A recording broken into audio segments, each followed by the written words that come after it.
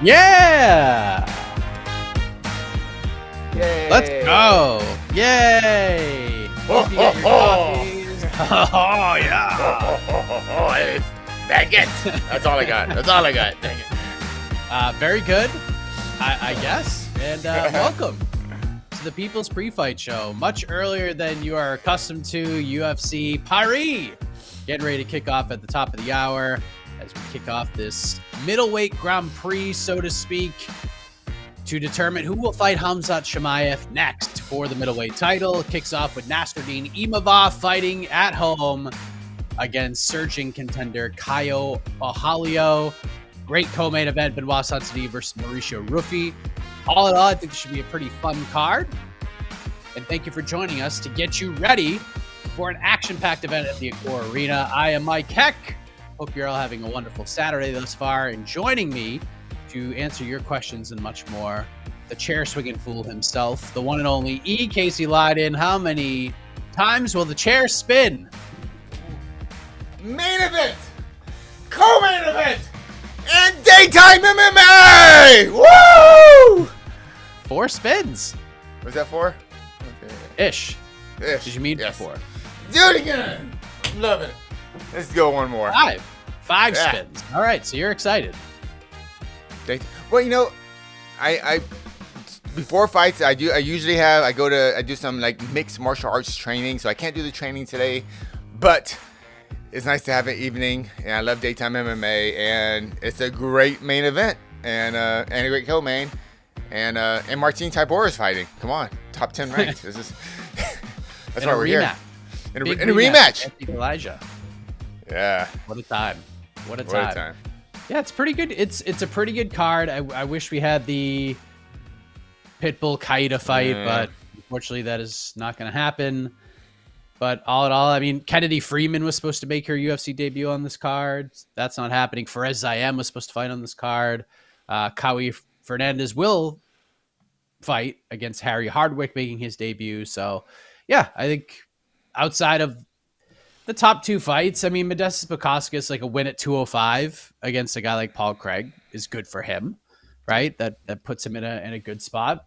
I just think there's a lot of like fun fights here. So there's stakes in a few, but the potential for action is very high from top to bottom. So yeah, there's worse things to do on a Saturday. You could have multiple TVs going. You got college football, the UFC in Paris. I mean, it's a good day to be a sports fan. What's going on in college football? What's like the big story in the other sports right now? Anything, or just is it what is that regular season? Like it's just like the beginning of the regular season, right? I don't. I mean, we're just getting cooking with college football. But, Oh, okay. I mean, let's see what's the big game today. I mean, there's a lot of what quote unquote squash matches today. Michigan Oklahoma is probably the big one. Okay. At 7:30, 15 versus 18.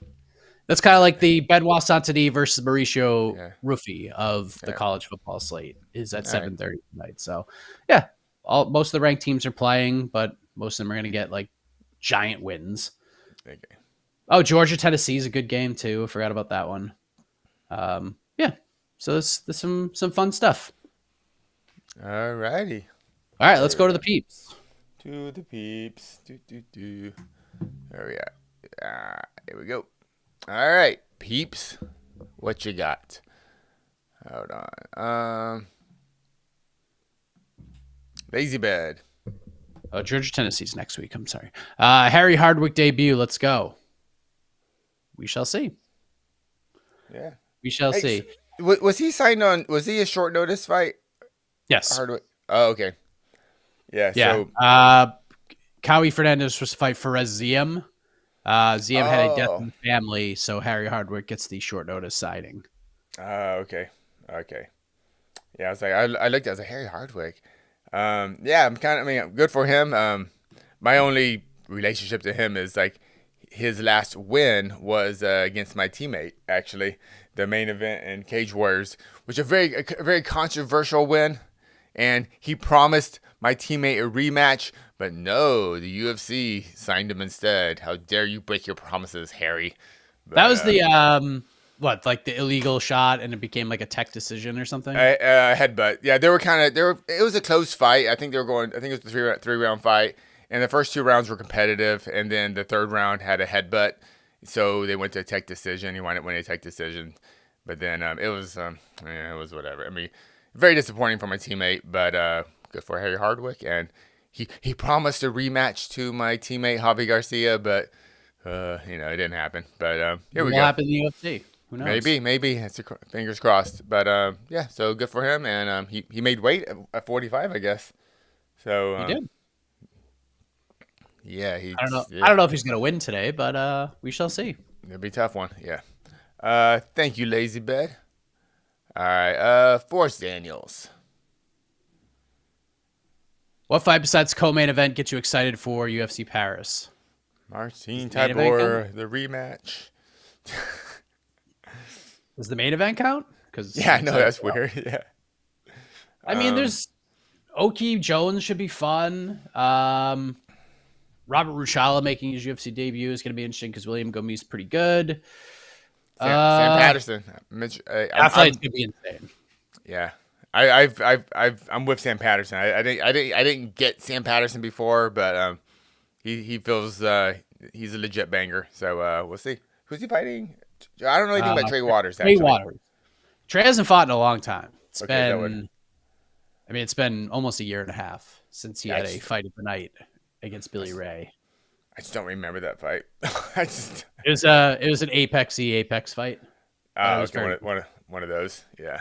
Yeah. Fakhretdinov Gustafsson's going to be insane. There's some good ones. Yeah, that should be good. Yeah, I'm sure one of these fights this is one of those cards like I didn't expect anything from this fight. It turns out that was like the coolest knockout of the year. So we'll see. All the fights make sense. Nothing's weird. The placements are in the card or nothing weird about it. Everything makes sense. Yeah. Good job, UFC. This is a proper fight night card, especially if Pitbull and Keto was on the card. But no, that's out of UFC's control. So here we are. Yeah. All right. Connor. Why is Elijah the favorite? Is he? Let's look at this. Who did I pick? Did I pick him? No, I did not pick him. So I mean, it's. I mean, barely. I mean, it's right now FanDuel. It's -110, -106. So it's basically like that's a pick. 50.5% to 49.5%. And on Typology, 76% of the people are picking Tybura. Yeah. So maybe the betting lines are close, but according to Typology, the fans are not with Elijah. So can't answer that for you. I mean, I'm just looking at like Elijah's resume, and yeah, he's got some wins, but like, I mean, just kind of going through here. There's just nothing that really like stands out as like a great win. Like beating Renan Ferreira, sure, but I think we know Renan Ferreira is big and strong and scary, but he's very limited in a lot of respects.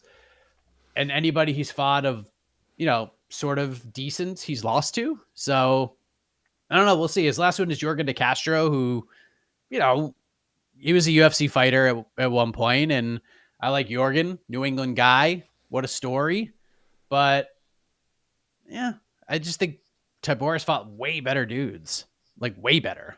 So yeah, I think there's value on Tybura today. Yeah. Elijah's fine.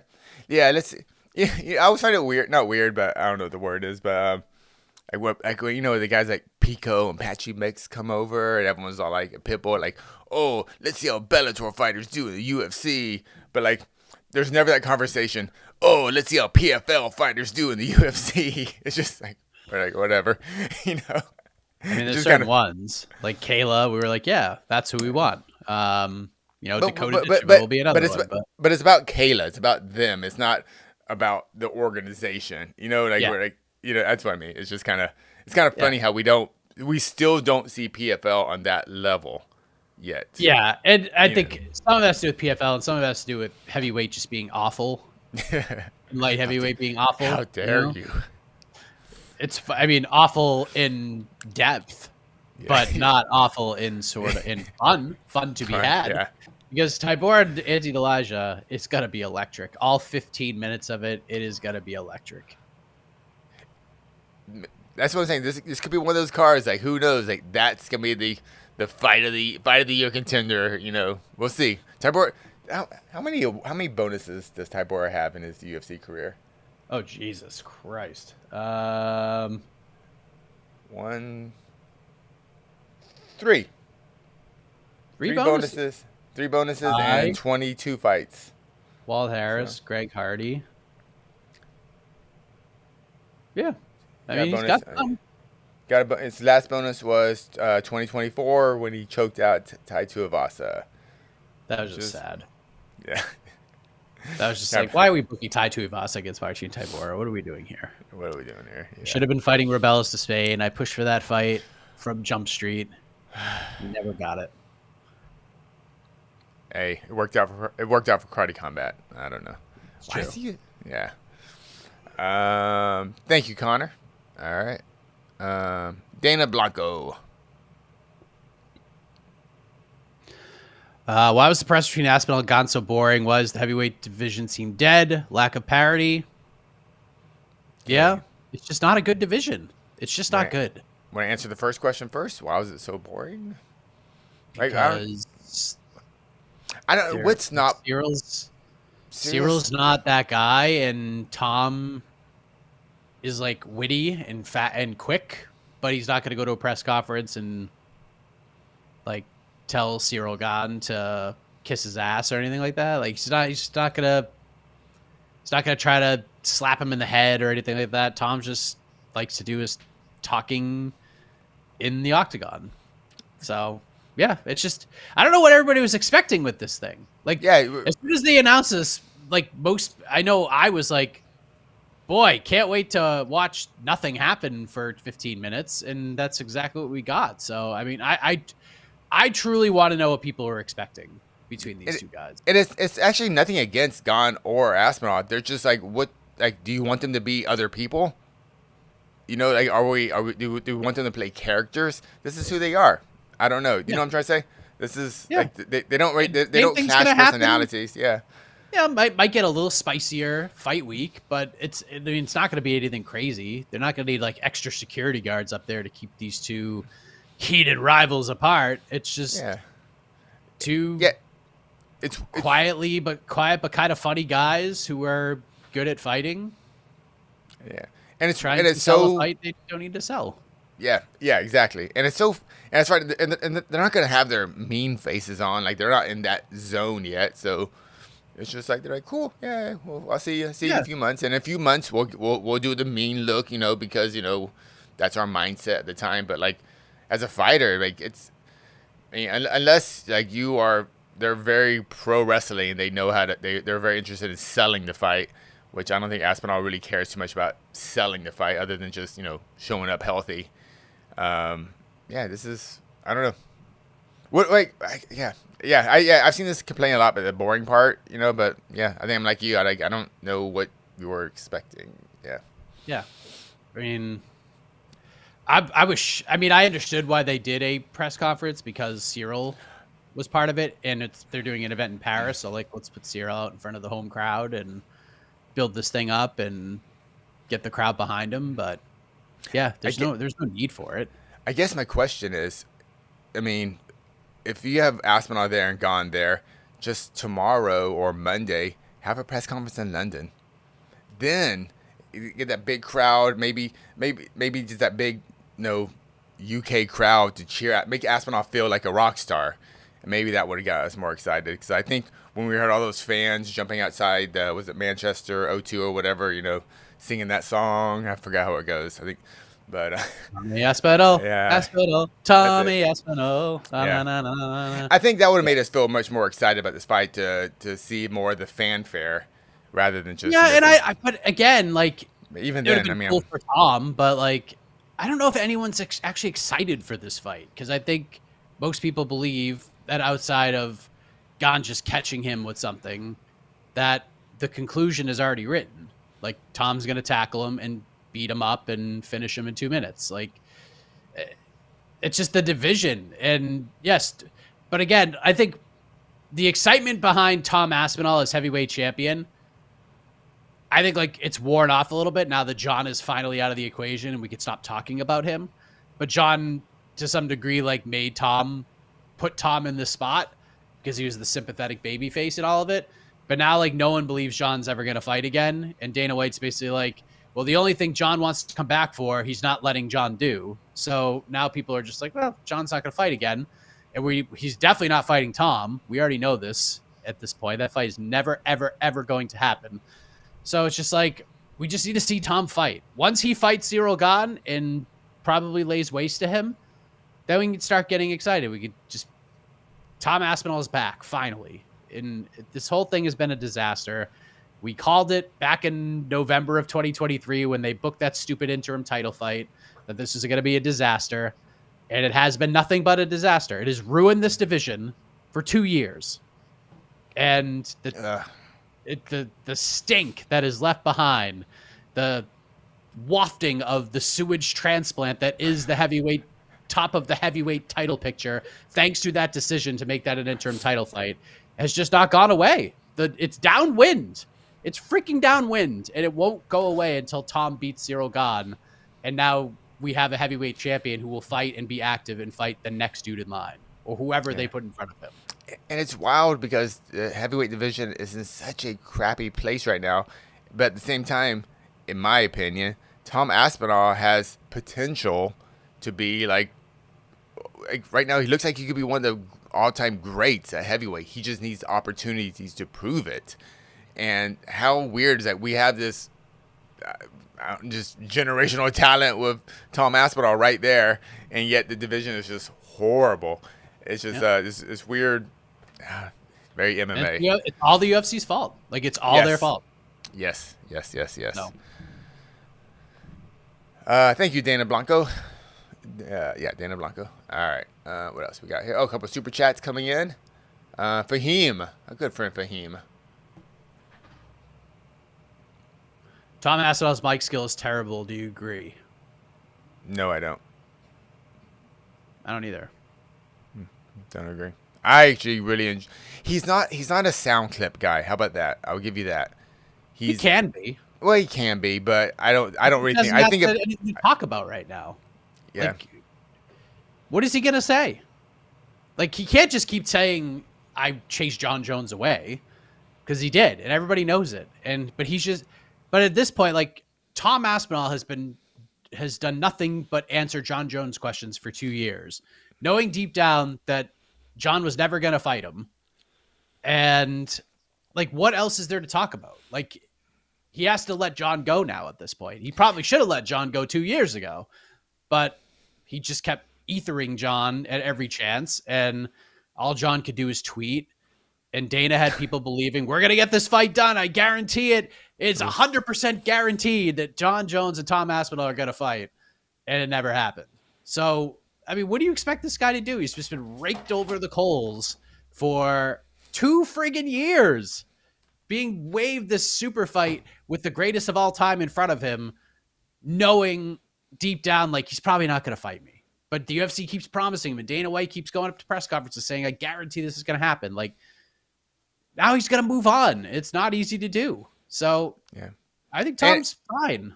Yeah, and if Tom just came out of nowhere or started answering John Jones questions, like, you know, very aggressively, or like F John Jones or whatever, then the conversation would be, dude, Tom Aspinall needs to get over. He's living rent free. John Jones is living rent free. You know, all that stuff. Like, Tom is in a no-win situation. He needs to fight. That's it. Yeah, he just needs to fight. And then we'll just forget about this, and then we'll be talking about, there'll be new storylines. Right now, we're just stuck on old storylines. There's nothing else to say until they fight. And then once they fight, depending on the result, we'll have all of this stuff we're never going to think about again. Yeah. He's going to smoke Cyril and then just give him another dude 3 months later. He's going to smoke that dude. 3 months later, he's gonna smoke the next guy. Like, that's what we need to do. Just keep trotting him out there every 3 months to just lay waste to somebody in this division. Let him beat literally everybody every 3 months.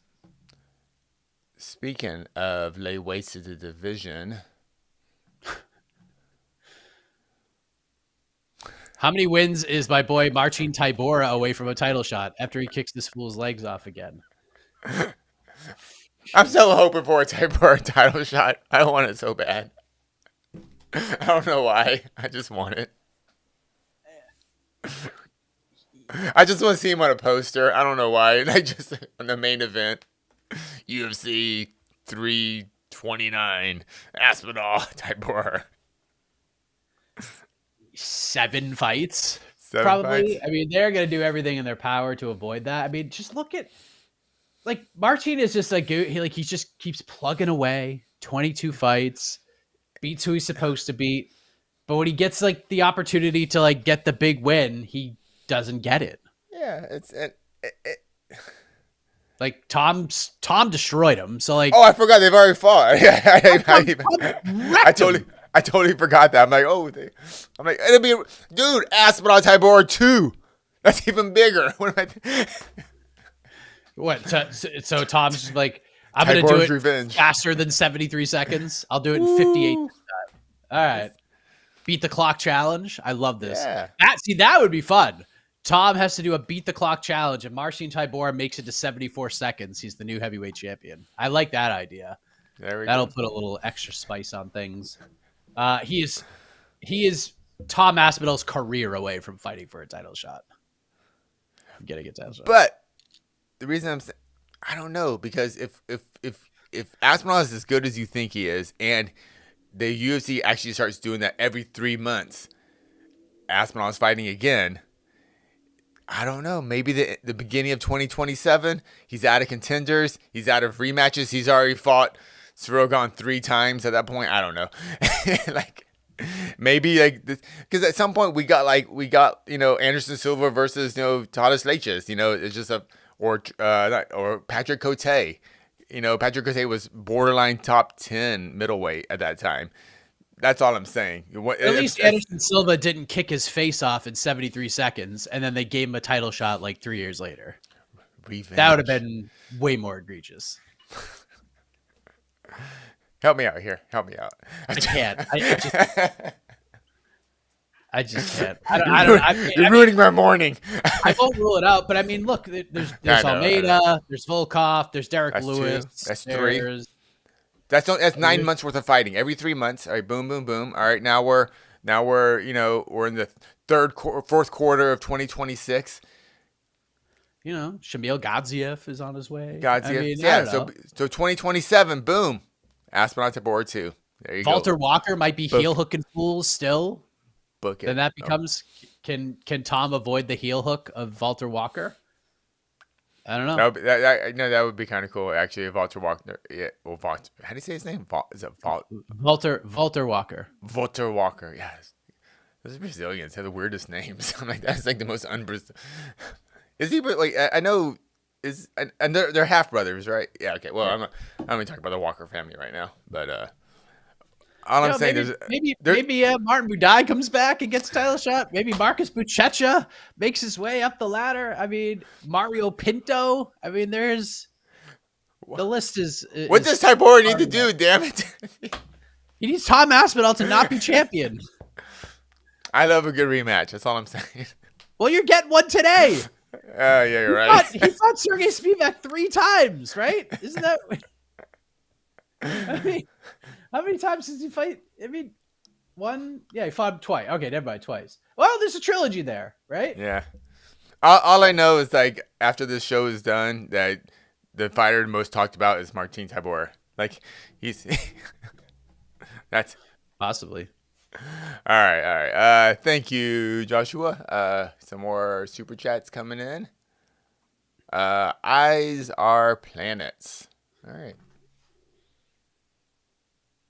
Rufi Taporia would be pretty cool, right? Sure. It would be cool. It's not going to happen anytime soon, but it would be very cool. Rufi, what?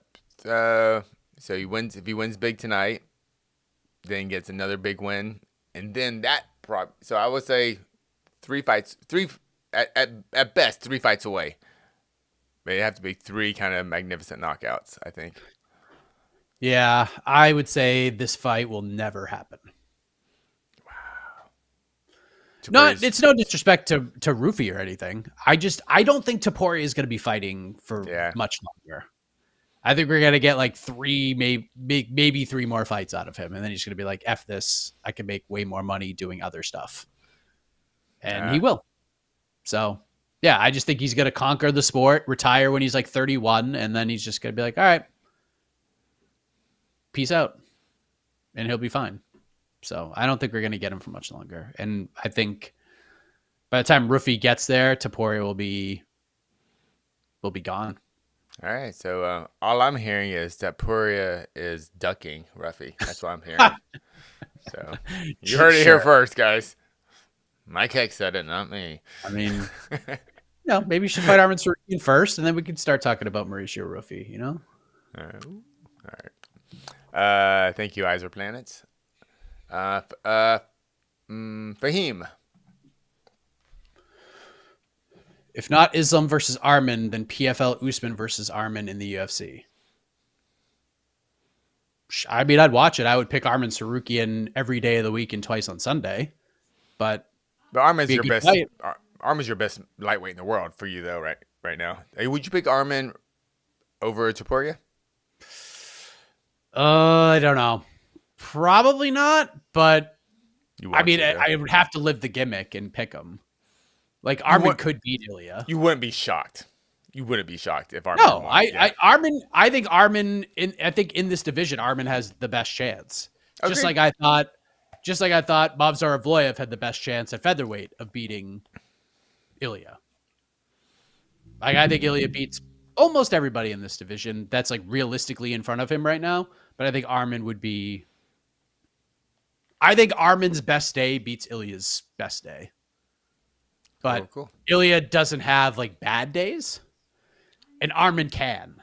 So that's like, we've seen Arman make a lot of mistakes in fights. We saw it in the Gamrot fight, even though I still thought he won that fight.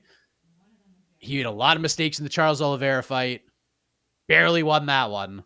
He makes any mistakes against Ilya, he's going to lose. He's going to get finished, and it's going to be real bad. But if he doesn't make mistakes, he could beat Ilya. So I don't know. It's a fascinating fight. Like Ilya beating Arman solidifies him as the dude at 155, in my opinion. Like him beating Patty is cool and it's a moneymaker. Him beating Gaethje is a nice name on the resume, but there's not a lot of people on this planet who feel like Justin Gaethje has a chance. At least if Ilya fights Arman, there are doubts in people's minds. People are like, ooh, Ilya might lose this one. And I don't really see that being the case with like any of the other realistic options in front of him right now. So yeah, I think Arman's a problem for everybody. If you could just kind of like shore up the little things. And Arman's still really young too. Like I think he's 27, 28. He's not even not 30 yet. 30 yet. Yeah. We haven't seen his best, which is a scary thing. So yeah, I just want something to be decided upon. Just fight. Yeah. Just, you know what I mean? Like, I know there were reports about, it being in the works that Arman's going to fight Dan Hooker in the main event of Qatar. That is not the case at the moment. To say it's in the works is just not true. The way like the tweet was worded, from what I was told, is like kind of true. Like you can't report. Like I will not, if the UFC announces that fight today, like I am not going to credit the person who tweeted out Arman Tsarukyan might fight Dan Hooker in the main event. Like that's literally what the tweet said. And I was like, what? Might? And of course, like I reached out and it was like, it's like one side's like, yeah, that's what we want. The other side's like, it's an option on the table, but it's not like in the works. So here's what people get confused about. Just because like might happen is not in the works. What in the works means, it's the same as targeted. What that means is in the works is The fight has been officially offered to both sides, and both sides have said yes. That is in the works. Okay. The contract has not come. They have not signed paperwork, but the UFC has officially offered this fight to both fighters, and both fighters and their team said yes. That is in the works / targeted. So if you see this guy is targeted to fight this guy, it means both sides are in. They just haven't put pen to paper yet. If it's set or done, that means contracts have been signed. It's a done deal. You can't just say, like, it might happen. Casey might fight Oscar Willis. I'm putting it out there. Casey might fight Oscar Willis. So if they book this 2 years from now, you have to credit me for this. That's not how this works. So, yes, I would like to see Arman fight somebody. I would like to know who Ilya is fighting. And, excuse me, I think we have found out that Ilya is not fighting in 2025 officially. I confirmed yesterday that Alexander Topuria, Ilya's older brother, is fighting on that Qatar card. Again, targeted. Fight is not signed. There is no contracts, but both sides have agreed to on this fight. And it's a good one. But those guys are not going to fight while the other has a fight to prepare for. You know what I mean? Like Alexander's not fighting if Ilya's got a fight coming up like in December, and vice versa. Like Ilya's not going to book a fight for December if his brother's fighting in November. So that pretty much locks out that pretty much knocks out the fact that Ilya's fighting this year. If that makes sense. All right. So, yeah, Usman versus Arman. Poor Paul Hughes. Why are you just leaving Paul Hughes out there? Come on, guys.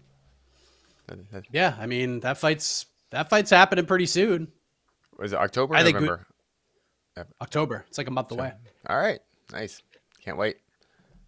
I think Usman's gonna win a little more convincingly this time, but yeah, this is the right fight to make to run this one back. Now, yeah, we'll talk about PFL and lightweight division later when that time comes. All right, Dustin, you guys, a few more super chats before we get to our predictions because I think it's 9:00, so the broadcast has started. I assumed. Yep, we're just doing the here's what's happening. All right, cool. Thing. Odds Islam retires if he loses to JDM. Oh, ooh. If he loses. So say Islam competitive first round gets knocked, catches one, gets knocked out second round. Like definitive finish. No, I don't see him retiring on a loss. I think there might be more of a chance he retires if he wins. That's why I thought the question was actually if he wins. Yeah, loses. I haven't thought about that. Then the Ilya fight's there, and I don't know if he wants to leave that one behind because that's a huge fight. But I mean, I'm assuming he's taking this move to 170, not just like, oh, I'm a lightweight going up. It's like, no, I'm becoming a welterweight. So I don't know once he goes up if it's possible for him to come back down again. Yeah. Because guys like Dustin Poirier maybe, and like, if he wins, I think he sticks around. If he loses. If he loses, does he stick around? Does he go back to 50? What weight class does he stay at if he loses? I think he's got to stay at 70 at this point. I think so too. I think because this is not a short notice welterweight fight, kind of like when Holloway originally went up to lightweight. It was more of a short notice thing. It's more just I'm just not cutting the same amount of weight. And now the Holloway we have now at 55 is a true lightweight version of him. So I think we're getting the true. Here's the question I have for you. Is it better for you as a fan and a man who is interested in the welterweight division being at its best? Is it better with Islam as champion or JDM winning that fight? Because I think it's JDM winning. Is it better as a fan in the sense that I'm going to see more championship fights? Here's why I asked this. Because I think if JDM wins, we're going to see this division develop the way it is supposed to develop. Like, we're going to see Shavkat and Sean Brady and Gary. Like, these guys will get title shots. If Islam wins, Usman is going to get a title shot. And that annoys me.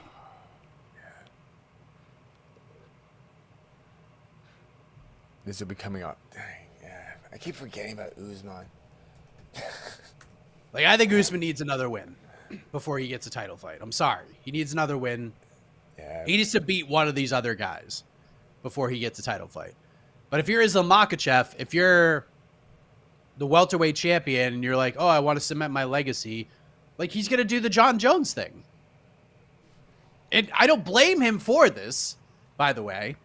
Like, John Jones is like, I'm going to fight Stipe. I'm going to fight, like, the realistic dude who was running the division for a while.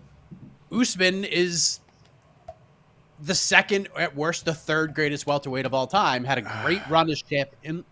Maybe 39, almost 40 at that point. Fighting for a championship at welterweight. Oh, man, I do not want to see that. I mean, great So for Usman. Jump the line on everybody else. So all these contenders who are winning big fights already are sitting back watching the lightweight champion take that spot. And now they're going to have to sit back and watch Usman, who has one win in the last 4 years, take the first title defense? Like, that's what I am afraid of if Islam wins this fight. Don't put this out there. Sorry. That's my fear. Yeah, you're right. I mean, most likely it's the UFC. That's the easiest. That's the easiest fight to promote. They love ex-champions. They love putting, they love. That's just an easy sell. So, and I think the UFC goes for that. So, yeah. So, yeah, you're right. Yeah, most likely. All right, let's keep going. My voice is cracking. I'm losing it. Night out in Paris with fighting nerds. What does it look like? Who are we hanging out with? If it's Prochus. All of them? Rippin' Sig, John Silva. I mean, that dude's a nut. It's absolutely insane. I think it'd be watching Kaio like try to talk sense into Prochus and John Silva all night. Yeah, maybe it's the Olachinik brothers. How do you say their name? Olazechek? Olazechek, yeah. The Olazechek brothers just, going wild in the town. We've never seen them outside of fight camp. We don't know how they party. Yeah. Oh yeah, Olazechek would be. He'd probably be like the funniest one of all. We got two of them now. Yeah. They'd probably just say like 3 words all night, but it would be like the most memorable thing. Yeah. But I would think if I had to pick one of them just to hang out with, and yeah, it would be definitely Prochus. I think he'll be the chill dude to see what's up. Yeah. John Silva was just way too intense for me. I don't know if I could handle that energy the whole night. Yeah, he'd be like the Oscar Willis of the group. Oh, where's Oscar? I don't know. Brawling. Where's John? I don't know. Thank you, Steven. A couple more super chats before we get out of here.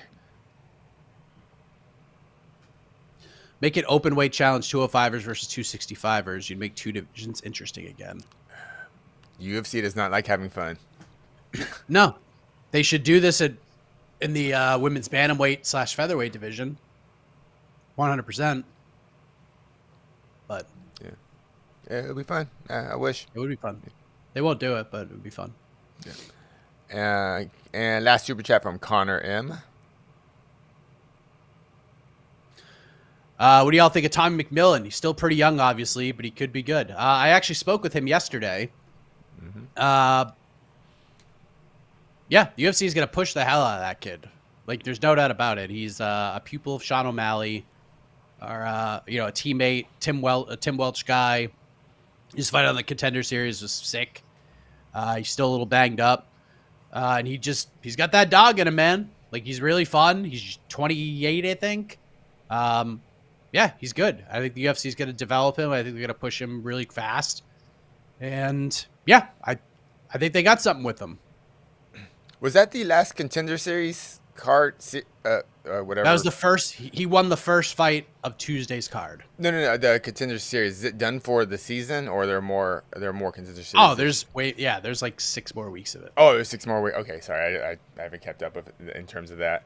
Yeah, last week's actually, dude. Last week's I feel like I picked a great. I don't watch contender series, but I picked last week to watch the whole thing, and I was like, oh wait, this is awesome. Like there was like a lot of talent. Like no one's talking about Mando Nalo. Mando Nalo's in the UFC. That's freaking. I love watching him in Bellator, and I always thought he's a super talented dude and a great personality. I want to hear the term rat garbage on a UFC broadcast. Hopefully, yeah, it was.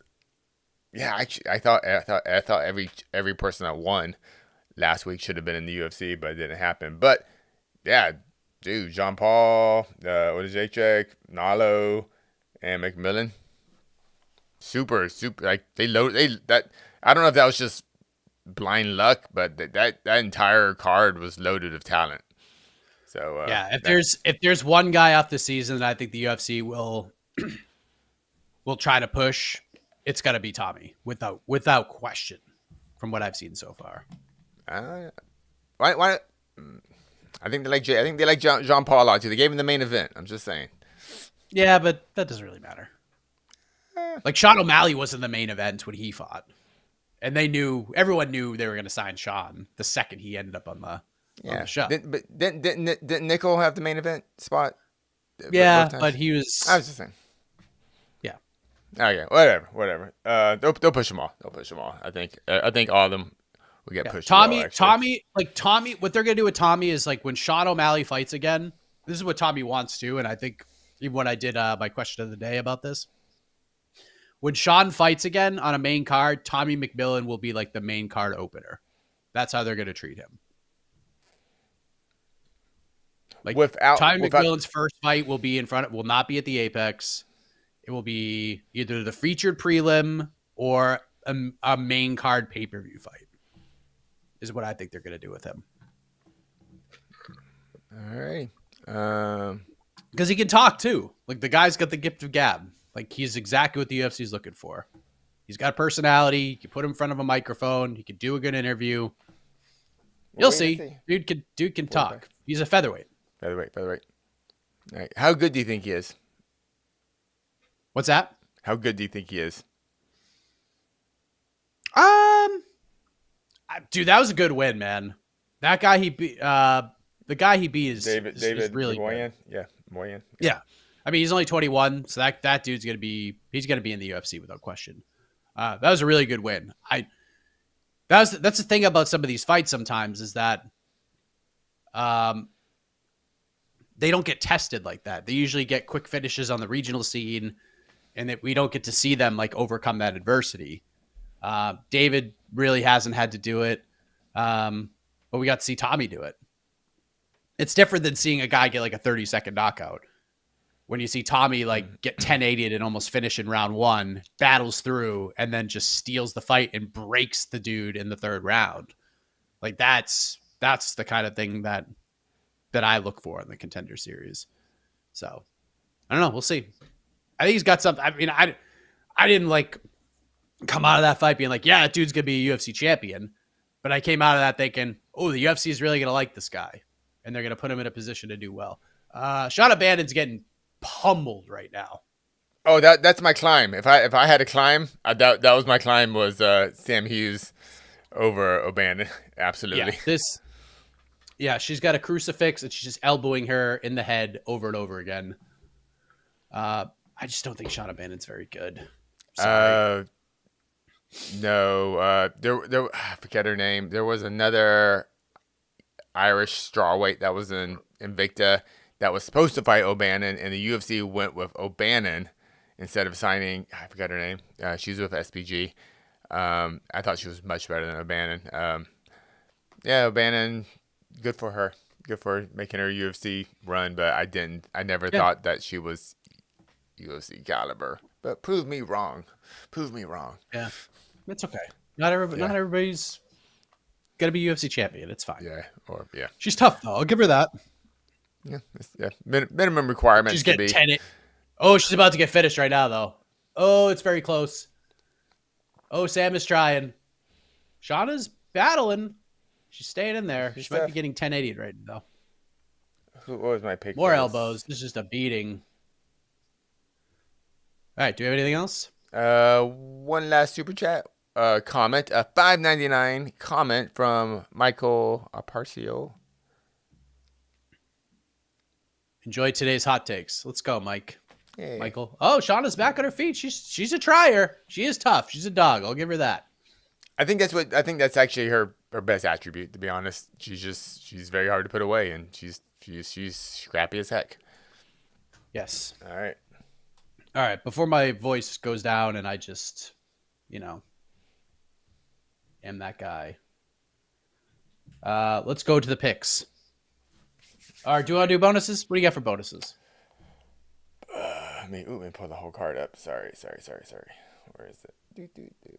Bonuses. I am going. I'll be giving away some picks here, but I'm going Imavov as a bonus. I'm going Bukauskas, as a bonus, and Fight of the Night going to the co-main event. Top 3 fights. I'm gonna keep it at the top. I'm going Roofy.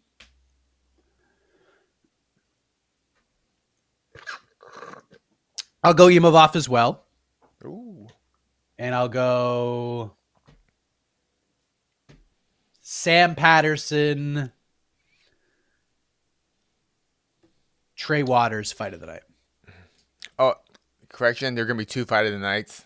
Tybura and Elijah 2. Oh, yes.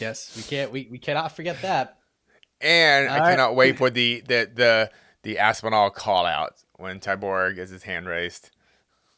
He's like, Aspinall's there. He's already right there. They're going to bring the cage. They're going to do a face-off. Like all that hype that we didn't get at that press conference, we will get in the face-off between Aspinall and Tybura. Yeah, Sam Hughes should probably just go ahead and tackle Shauna Bannon again. Probably just and she got her down again. And she's just on top of her, landing big punches. Oh, boy. She's going to get a finish. Is it second round? Exactly what she wants to be. Yep. Second round? All right, back to the full gun.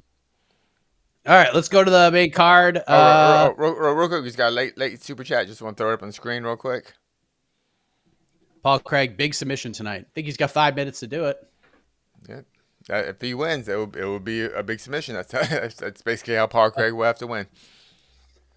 All right, let's go. We got Axel Sola, the -126 favorite, taking out Reese McKee. Comes back at +108. Going Axel Sola decision.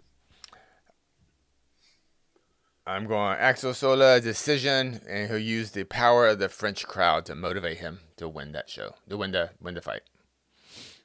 Let's go to Balaji Oki. He is the +120 underdog, taking on Mason Jones, who is the -142 favorite. I'm going power of the French crowd here for Oki, getting a decision win. Fun fight, though. I always thought Mason Jones belonged in the UFC. He beat up Jeremy Stevens last time, and I've always kind of liked Mason Jones, so I am picking Mason Jones. It's over. Submission win for Sam Hughes. I mean, just second round. Second round. Boom! Perfect, baby. Perfect. I mean, that was just a pillar to posting from Sam Hughes there. Ooh, tough scenes. Yeah. Let's continue on to the light heavyweight division. We got Modestas Bukauskas, big favorite, -335. Comeback on Paul Craig, +270. You're picking Modestas. How does he do it? Cautious first round because, Paul Craig's dangerous, but second round, he's like, I'm getting bored, and he knocks out Paul Craig in Paul Craig fashion. Just, Paul Craig wins big and he loses big. KO round 3. Yeah. Then we go to the co-main event. A lot of people loving this one. Mauricio Rufy, -172. Comeback on Benoit Saturday, +144. I kind of gave my pick away on the previous show, so I'll just lay it out right now. I think Rufy catches him early and knocks him out in the first round. Oh. Wow, Rufy finishes BSD in the first round, huh? Yep. Wow. Unless BSD has become a defensive savant, because he is very, very hittable, and if Rufi touches him, it could be the fight right there and then. I think that toughness. I think he does get hit a lot, but he also hits other people a lot too. So I do think Saint Denis has toughness to get out of the first round. I predict that he will win a fight of the night decision over Ruffy. But you know what, dude, this fight, I honestly, I don't want to say both guys are. It's just it's lightweight, one of the best divisions in the sport, and these are two extremely talented, dangerous, like hard hitters. And if they fight 10 times, it could go 10 different ways. But I'm going BSD by decision in fight of the night. Main event. Kyle Borralho, the favorite, -132 to come back on Nasruddin Imavov, +112. How is Imavov winning, Casey? I've had Imavov as the #1 kind of middleweight prospect for a long time right now. I ain't changing. He's my Arman Sarukian of the middleweight division. Just give him a chance. And Imavov will handily win this fight. And he will have a 3rd round TKO. Same. Hit the music. Boom. I have no idea how this fight's going to go. Truly no clue. But whoa. Breaking news. Casey and I agree on the main event. I'm falling apart. I need fluids. Yeah. I need some Dayquil. You're done. Yeah. Oh, I can't even hear you anymore. What happened? Why did I lose it? I'm here. I'm here, right? There you are. You're back. I don't know why. Okay, you're back. Okay. Well, it's been real. I hope you guys enjoyed the early day MMA, and we'll be back after to react to it. Myself, Jed Bashu, Casey Leydon, and hopefully all of you. Thank you all. We'll see you then. Have fun. Bye.